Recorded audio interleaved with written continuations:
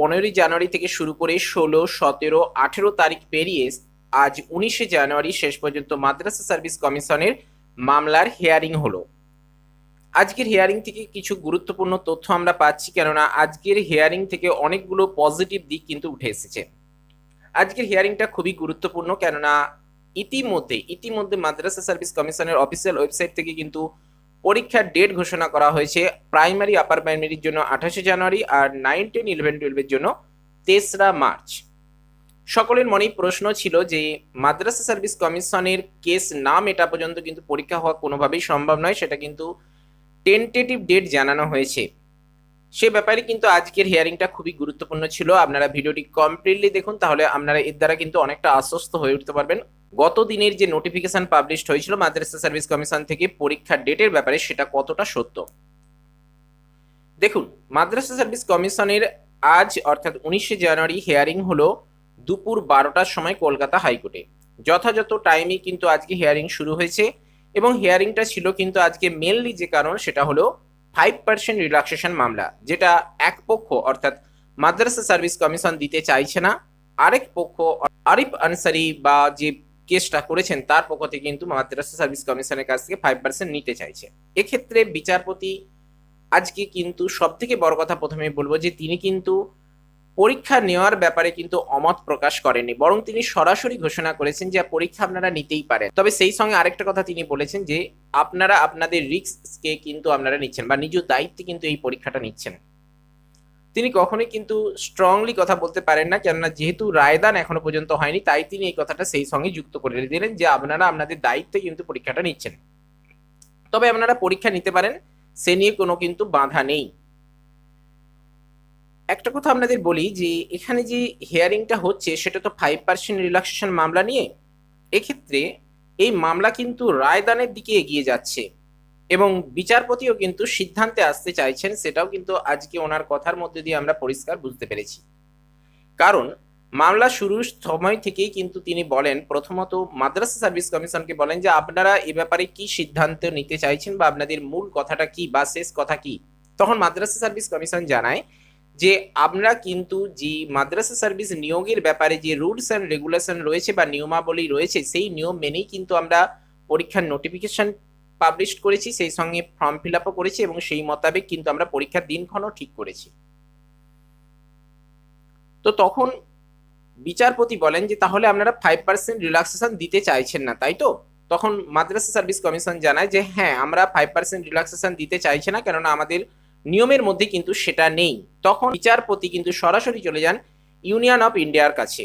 তার যে প্রতিনিধি ছিলেন তাকে প্রশ্ন করেন যে তাহলে আপনারা যে কথাটা বলছেন সেটা কতটা সত্য। সেক্ষেত্রে ইউনিয়ন অফ ইন্ডিয়া কিন্তু পূর্ব মোতাবেক যে কথা বলে আসছে সেটাই কিন্তু এবারেও বলে যে মাদ্রাসা সার্ভিস কমিশন কিন্তু যে সকল স্কুলগুলিতে বা মাদ্রাসাগুলিতে কেবলমাত্র ধর্মীয় বিষয়ে শিক্ষা দেওয়া হয় সেখানে কেবলমাত্র সংরক্ষণ না দিলেও চলে, কিন্তু যে সকল স্কুলগুলিতে ধর্মীয় শিক্ষার পাশাপাশি অন্যান্য শিক্ষা দেওয়া হয় সেখানেও 5% রিল্যাক্সেশন কমিশন দিতে পারে, তাতে কোনো বাধা থাকার কথা নয়। তখন মাদ্রাসা সার্ভিস কমিশনের প্রতিনিধি জানান যে 2014 সালে এনসিটি যে রুলস অ্যান্ড গাইডলাইন্স বেরিয়েছিল সেখানে কিন্তু 5% না দেওয়ার কথাই বলা হয়েছে এবং 5% এর পক্ষে কিন্তু কোনো রকম কথা বলা হয়নি। তখন স্বাভাবিকভাবে বিচারপতি কিন্তু 14 সালে এনসিটি রুলস অ্যান্ড গাইডলাইন্সটা দেখতে চান এবং সেখানে তিনি লক্ষ্য করেন একটা বিষয় যে এডুকেশন একটা শব্দ রয়েছে।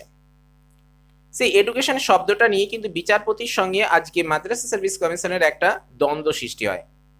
বিচারপতি এক্ষেত্রে বলেন যে এডুকেশন বলতে কেবলমাত্র এডুকেশন সাবজেক্টের কথা বলা হচ্ছে, অপরদিকে মাদ্রাসা সার্ভিস কমিশনের প্রতিনিধি বলেন যে এডুকেশন বলতে কিন্তু টোটাল এডুকেশন সিস্টেমটাকে বলা হচ্ছে, অর্থাৎ প্রতিটা বিষয়কেই এডুকেশন হিসেবে ধরা হচ্ছে, অর্থাৎ এডুকেশন মানে শিক্ষা এবং প্রতিটা বিষয়কে তার মধ্যে ধরা হচ্ছে। অপরদিকে বিচারপতি বলেন না, এডুকেশন বলতে একটা পার্টিকুলার সাবজেক্ট এডুকেশন, সেই এডুকেশন সাবজেক্টের উপর 5% দেওয়া যায় না, কিন্তু বাকিগুলোতে দেওয়া যায়।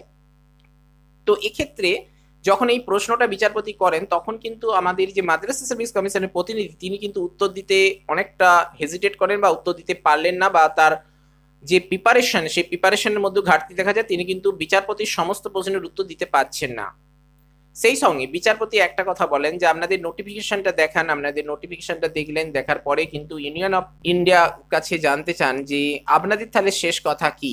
তখন উভয়ই দেখা গেল যে ইউনিয়ন অফ ইন্ডিয়া এবং মাদ্রাসা সার্ভিস কমিশন অপরদিকে কিন্তু এনসিটির যে প্রতিনিধি তিনি কিন্তু আবার আজকে উপস্থিত নেই। সব দিক থেকে দেখতে গেলে কেউই কিন্তু শেষ কথা বা সিদ্ধান্তময় কথা কিন্তু বলতে পারছে না, এবং প্রত্যেকের কথার মধ্যে কিন্তু একটা আনফিনিশড ভাব লক্ষ্য করা যাচ্ছে, অর্থাৎ বিচারপতির সমস্ত প্রশ্নের জবাব কিন্তু প্রত্যেকে দিতে পারলেন না আজকের হিয়ারিং এ। তার বিভিন্ন কারণও হয়তো আছে, বারংবার কেসটা ডিলে হতে হতে গেছে। তো উকিলদের বা মানে যারা পিটিশনার রয়েছেন তাদের ক্ষেত্রে প্রিপারেশনের ক্ষেত্রে ঘাটতি দেখা যাচ্ছে। তো তিনি শেষ পর্যন্ত একটা কথা তিনি বলেন যে আমি এবার সিদ্ধান্তে আসতে চাইছি। তখন মাদ্রাসা সার্ভিস কমিশনের মানে প্রতিনিধি বলেন যে আমরা অলরেডি পরীক্ষার ডেট ঘোষণা করে দিয়েছি, এই তারিখ এই তারিখ। তখন বিচারপতি জানান যে হ্যাঁ আপনারা পরীক্ষা নিতে পারেন, কোনো রকম অসুবিধা নেই, তবে আপনারা নিজ দায়িত্বে নিচ্ছেন সেটা কিন্তু, কেননা আমার কথাই কিন্তু এখানে যে বলবেন যে কোর্টের বিচারপতি রায় দিয়ে দিয়েছেন সেটা কিন্তু নয়, তবে আপনারা পরীক্ষা নিন, যেহেতু স্টে অর্ডার নেই তাই আপনারা পরীক্ষা নিতেই পারেন, কোনো রকম অসুবিধা নেই, তবে আপনারা কিন্তু অনেকটা রিস্কের সঙ্গে পরীক্ষাটা নিচ্ছেন, তাতে কোনো কিন্তু আপনাদেরকে ভুগতে হবে বা সেই সকল ব্যাপারগুলো আপনাদের মাথায় রাখতে হবে। তো স্বাভাবিকভাবে আমরা যে পরিষ্কার ব্যাপারটা বুঝতে পারছি যে অনেকেই বলছেন যে কেস না মিডিলে পরীক্ষা হওয়া সম্ভব নয়, সেটা কিন্তু একেবারে ভ্রান্ত। আপনারা যদি সেই কথা ভেবে থাকেন তাহলে কিন্তু ভুল করবেন।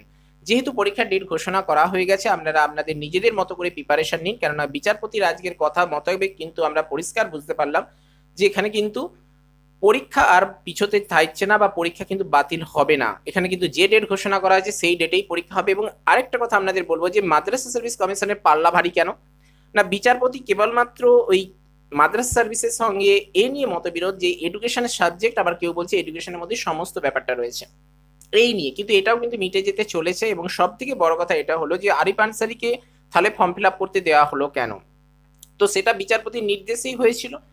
মাদ্রাসা সার্ভিস কমিশন জানাচ্ছে যে আরিফ আনসারিকে আমরা ফর্ম ফিল আপ করতে দিলেও আমরা কিন্তু 5% রিল্যাক্সেশন দিতে পারবো না, সেটা কিন্তু আমাদের মাদ্রাসার নিয়োগের ব্যাপারে কিন্তু নিয়মাবলীর মধ্যে কিন্তু সেটা নেই। এবং বিচারপতিও কিন্তু সেই ব্যাপারটাকেই সাপোর্ট করছেন, এবং তিনি কিন্তু ইউনিয়ন অফ ইন্ডিয়ার কাছে জানতে চাইছেন তাহলে আপনারা কিভাবে এই কথাটা বলছেন, কেননা লেটেস্ট যে আপডেট বেরিয়েছে 2014 সালে এনসিটি, সেখানেও কিন্তু এই কথাটা মান্যতা দেওয়া হয়নি যে 5% রিল্যাক্সেশন দিতে হবে, কেননা মাদ্রাসা সার্ভিস কমিশন একটা স্বশাসিত সংস্থা এবং তারা কিন্তু এই 5% রিল্যাক্সেশন দিতে বাধ্য নয়, সেটা এনসিটি গাইডলাইন্সে দেওয়া রয়েছে। সেই জায়গাটা থেকে কিন্তু মাদ্রাসা সার্ভিস কমিশন এগিয়ে যাচ্ছে, এবং স্বাভাবিকভাবেই বিচারপতিও কিন্তু মাদ্রাসা সার্ভিস কমিশনকে অনেকটা মান্যতা দিচ্ছে, এবং কেস যা এগোচ্ছে তাতে কিন্তু পরিষ্কার বোঝা যাচ্ছে যে মাদ্রাসা সার্ভিস কমিশনের জিতে যাওয়ার সম্ভাবনাটা কিন্তু খুব খুব বেশি, এবং বিচারপতির বক্তব্যের মধ্যে দিয়েও কিন্তু সেই কথাটা পরিষ্কার হয়ে উঠছে।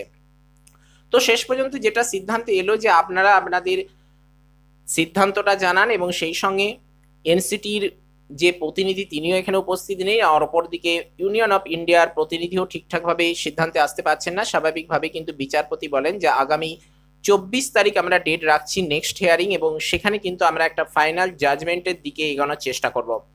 এই কথা বলেই কিন্তু আজকের হিয়ারিংটা মোটামুটি কমপ্লিটের দিকে যায়। তো আজকের হিয়ারিং কিন্তু খুবই একটা ভালো একটা দিক প্রকাশিত হয়েছে। হিয়ারিং যেভাবে ডিলে হয়ে আসছিল 15 তারিখ থেকে শেষ পর্যন্ত আজকে 19 তারিখ কিন্তু হিয়ারিং হয়েছে, এবং হিয়ারিং এ কিন্তু গুরুত্বপূর্ণ টপিকস গুলো নিয়ে আলোচনা হয়েছে। তবে শেষ মোতাবেক আমরা যেটা বুঝতে পারছি যে পরীক্ষা নিয়ে কোনো রকম কিন্তু দ্বিধা থাকার কথা নয়, পরীক্ষা যে তারিখে রয়েছে সেই তারিখেই হবে, যে টাইমে রয়েছে সেই টাইমেই কিন্তু পরীক্ষা হবে। আর 5% রিল্যাক্সেশন কিন্তু থাকবে না, সেটা ধরে নিয়েই কিন্তু এগোতে হবে, এবং বিচারপতির কথা মতো সেটাই বোঝা যাচ্ছে। এবং সেই সঙ্গে কিন্তু নেগেটিভ মার্কিং নিয়েও কোনো রকম কথা হয়নি। স্বাভাবিকভাবে কিন্তু নেগেটিভ মার্কিংও থাকবে, কেননা কমিশনের জিতে যাওয়ার সম্ভাবনাটা বেশি রয়েছে। আমরা তবু লক্ষ্য রাখবো 24 তারিখ ডেট কি আসে, কেননা 24 তারিখ কিন্তু প্রত্যেকের পক্ষ থেকেই কিন্তু সিদ্ধান্ত জানানো হবে, এবং সেই মোতাবেক কিন্তু বিচারপতি একটা রায়দানের দিকে এগোনোর চেষ্টা করবেন। তো আমরা প্রত্যেকেই লক্ষ্য রাখবো এই 24 তারিখ হিয়ারিংটা কি হয়। তবে আজ আপাতত যে হিয়ারিংটা হলো সেটা খুবই গুরুত্বপূর্ণ, এবং অনেকগুলো আপডেট আমরা পেয়েছি, সেটাই আজ আমরা আপনাদের উপস্থাপন করার চেষ্টা করলাম। মেনলি যে বিষয়টাকে আমরা গুরুত্ব দেওয়ার চেষ্টা করছি, আপনাদের বারংবার বলছি যে অনেকেই বলছেন যে কোর্ট কেস মামলা কমপ্লিট না হওয়া পর্যন্ত পরীক্ষা হওয়া সম্ভব নয়। হ্যাঁ, মাদ্রাসা সার্ভিস কমিশন কিন্তু আপার প্রাইমারি যেটা রয়েছে অর্থাৎ 6 to 8 সেখানে কিন্তু 5% রিল্যাক্সেশন দিতে চাইছে, সে ব্যাপারেও কিন্তু তারা জানিয়েছে। কিন্তু আমাদের লক্ষ্য 9, 10 11, 12, তো সেটা নিয়ে মেনলি কেস। তো 9, 10, 11, 12 5% রিল্যাক্সেশন চাইছে, কিন্তু সেটা কিন্তু কোনোভাবেই গ্রাহ্য হবে না বলেই কিন্তু মনে হচ্ছে আজকের হিয়ারিং দেখে। তো আপনারা অবশ্যই প্রিপারেশন নিয়ে যান। যদি আপনারা ভাবেন যে কোর্ট কেস না মেটা পর্যন্ত, মানে বিচারপতির রায়দান না হওয়া পর্যন্ত এই সমস্ত কিছু ভ্রান্ত, তাহলে কিন্তু আপনারা ভুল করবেন। আজকের এপিসোড আমরা এই কারণেই নিয়ে এলাম যে আজকের হিয়ারিং যে হয়েছে এবং হিয়ারিং এর যা গতিবিধি আমরা লক্ষ্য করেছি, সে থেকে কিন্তু আজকে স্পষ্ট হয়ে গেছে যে আগামী 3 তারিখ অর্থাৎ 3রা মার্চ এবং আগামী 28শে জানুয়ারি কিন্তু অবশ্যই পরীক্ষা হচ্ছে। এটাই হলো মেন কথা, এটাই হলো আজকের আপডেট থেকে মেনলি সিদ্ধান্ত বলা যেতে পারে। আপনাদের অগ্রগতি, আপনাদের সাফল্য কামনা করে আজকের এপিসোড আমরা এখানেই শেষ করছি। ভিডিওটি ভালো লাগলে অবশ্যই একটি লাইক করবেন, পরিজনদের সাথে অবশ্যই শেয়ার করুন এবং চ্যানেলে নতুন এসে থাকলে সাবস্ক্রাইব করে অল নোটিফিকেশনে অন করুন, কেননা আপনাদের উৎসাহই আমাদের এগিয়ে চলার একমাত্র পাথেয়। তো চলুন আজ আপাতত এ পর্যন্তই। নম্বর 2 দেখা হচ্ছে পরের এপিসোডে। জয় হিন্দ, বন্দে মাতরম।